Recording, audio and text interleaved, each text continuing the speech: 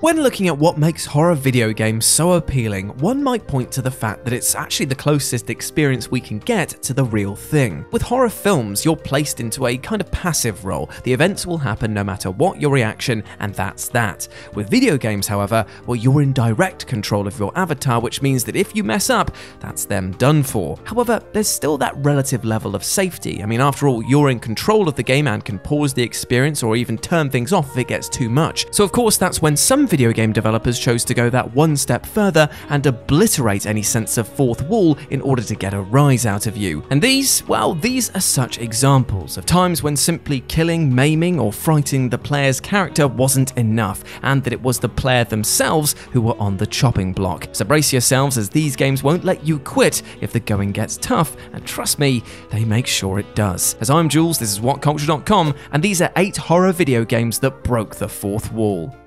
Number 8. Calendula. The concept of a game that refuses to be played seems, on paper at least, like the worst USP for any title on the market. I mean, after all, we choose video games as a form of entertainment, so why would we want to be locked out of it? Well, this game is no ordinary title, and from the moment that it refuses to let you play, citing issues with your own hardware, you know that something is deeply wrong here. It operates almost exclusively on fourth wall breaking moments and challenges the player to work out how to actually play this game, all the while positing that there is an evil force behind all of this. What makes this so unsettling is that when you do get glimpses of the air quotes game itself, you wish you hadn't, as the images are disturbing to say the least. Still, because it teases out what is behind all these tricks and traps, you end up pressing on. Although when you see what's in store at the end of this game, maybe you should have just put the whole program in the trash. What do you mean it won't let me? Oh my god. Number 7. Doki Doki Literature Club. I still get chills when I think about Doki Doki Literature Club, as never has a game been so unassuming at first glance before turning into pure nightmare fuel. The pretense of a high school dating sim absolutely nosedives the moment that one of the main cast ends up killing themselves. At first, you can't entirely believe that it's happened, which makes the subsequent fourth wall shattering moment of another club member telling you to delete that character from the game like a 1-2 punch to the chest. Playing on further sees all image of being just a game drop entirely. And while it might not sound horrifying, having one of the members confess their love to you, the player, rather than you, the character, is so uncomfortable that I had to switch it off for a while. Even upon returning, this wasn't actually the last of the meta horror, as you effectively have to root out the evil from within the game's files itself, making you question where the boundaries of this horror title lay, if indeed there are any at all. Number 6. Dead Space 2. The Dead Space franchise is possibly the last place that you'll be expecting to find a fourth wall breaking moment, as it's so invested in telling the horrifying tale of Isaac Clarke and keeping you hooked on that it seems like it would come at the detriment of its narrative. However, Dead Space 2 is a master of horror and uses a fourth wall break to truly unsettle the player, and it's not a grandiose moment like some of the others on this list, but thanks to Strauss, it is a chilling moment to say the least. Now, Strauss has been driven mad by hallucinations of his dead family, and as the game progresses, these seem to get worse and worse. Becoming detached from his reality, he begins to ramble about things beyond their existence, and in a single moment, he looks directly down the lens of the camera and tells the player, "Stop looking at me." It's a brief moment, but it's one that makes you aware of all the other times that Strauss's eyes have actually flitted over to you while he was speaking with Isaac, seemingly inferring that he knew you were there the entire time. Ugh.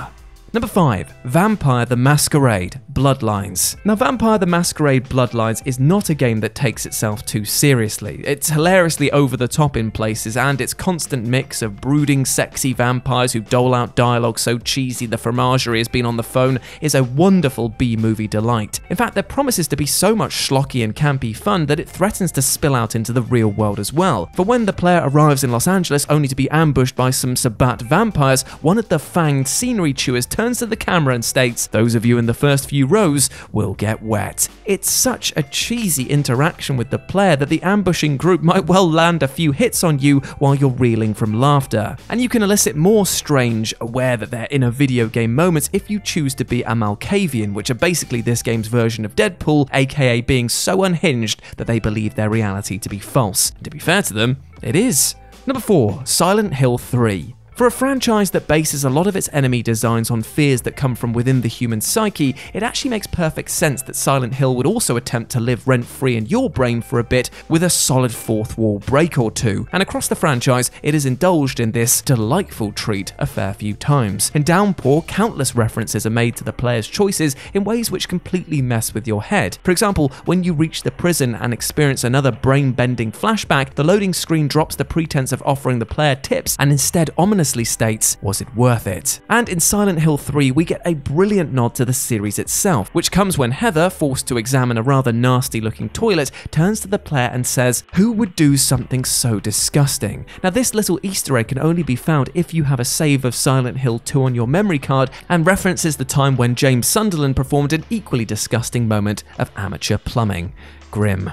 Number 3. SCP Containment Breach. A quick way to test to see if somebody has had a trouser browning moment while playing SCP Containment Breach is by checking their eyes when you mention its name. If you can audibly hear the sound of their body producing emergency moisture for their eyes, then ding ding, you have a winner, as blinking in this game is basically an invitation for a heart attack. This is because not only will the horrifying potato baby who eats your soul that is the poster child from this game will rip you limb from limb should you blink and allow it to teleport close enough to you. But even if you try to take a short break to catch your breath or, phone an ambulance, the game will actively mock you for it. And it won't mock the character, it will mock the player. As if you try to pause the game while being chased by one of these absolute monstrosities, the game will display a message saying, "Stop hiding," and sometimes, as a real boot to the pride, unpause the game for you. Cheers, mate, just what I needed.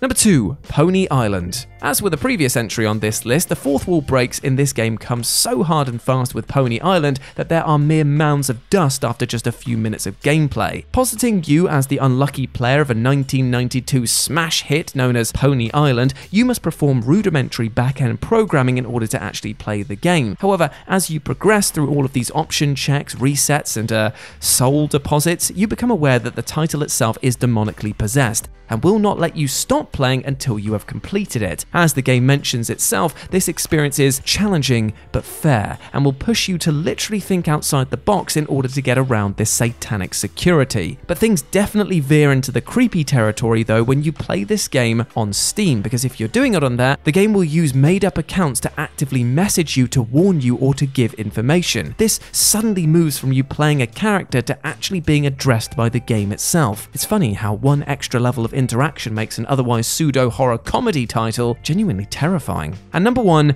Eternal Darkness. Of course this game was going to be on here. How could it not be when the sanity effects that were showcased in Eternal Darkness are possibly the most memorable thing about this stellar survival horror title? It was actually a brave move from the developers to implement features into Eternal Darkness that would mess with the player, as it stands a possibility of falling foul of just being rather a gimmick, but the sheer number of ways that this game messes with the player is brilliant and downright terrifying. Moments like statues' heads turning to follow you down corridors or walls dripping with blood will set your pulse racing, but these are bloody subtle ones compared to when the game wrests control away from you or mutes the TV and in the most extreme case pretends to delete your saves. That, as a fourth wall break, well, that was too far for some. It's enough to leave you so unnerved that you won't trust anything that you're being presented with, which is ironically exactly what the developers wanted.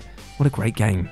And there we go, my friends. Those were 8 horror video games that broke the fourth wall. I hope that you enjoyed that, and please let me know what you thought about it down in the comments section below. If you want to chat to me further, you can do so over on Twitter at RetroJ0, or you can swing by Live and Let's Dice as my personal gaming channel, where I stream every Wednesday and Sunday. But before I go, I just want to say one thing. I'm going to break the fourth wall on my list about fourth walls and talk to you directly, because I hope you're doing well. At the time of recording, I know that there are still a lot of trials and tribulations going on at the moment, and I hope that you're staying safe and you and yours are doing well. And I just want to say that with everything going on, it's a very stressful time, so just make sure that you're treating yourself fairly, both mentally and physically, okay? Allow yourself to take a break. It is okay to take the foot off the gas every once in a while and just enjoy the scenery. Remember to keep speaking to people, have those discussions, make sure that people are aware of your situation, because you know that they will help you because they love you. Friends, family, professionals, the support industry, they care about you and want you to do well. Now go out there and absolutely smash it, you big ledge. As always, I've been Jules, you have been awesome. Never forget that, and I'll speak to you soon. Bye.